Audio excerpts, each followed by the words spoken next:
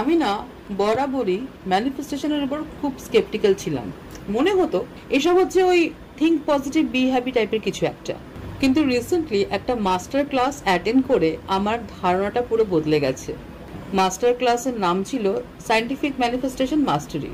আর ওখানে শেখানো হয়েছে যে ম্যানিফেস্টেশন শুধু একটা বিশ্বাস করে কিছু চেয়ে নেওয়া নয়, এর পেছনে একটা সায়েন্টিফিক প্রসেস আছে।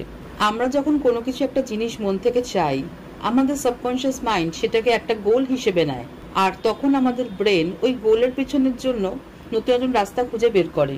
ধরুন আপনি একটা ল্যাপটপ কিনতে চান, আপনি শুধু চান না, সেটার মডেল, স্পেসিফিকেশন সবকিছু ঠিক করে রেখেছেন।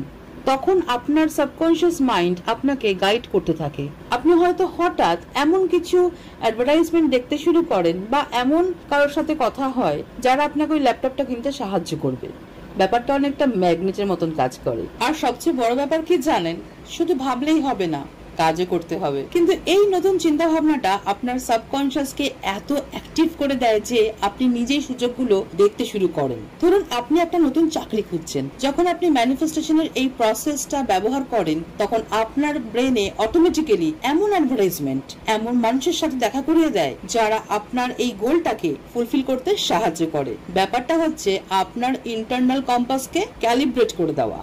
এই মাস্টার ক্লাসটার পরও আমি এখন বুঝি যে ম্যানিফেস্টেশন শুধু একটা সুপারন্যাচুরাল কিছু নয়, এটা হচ্ছে আমাদের চিন্তা আর মনোযোগকে একটা নির্দিষ্ট দিকে চালিত করে।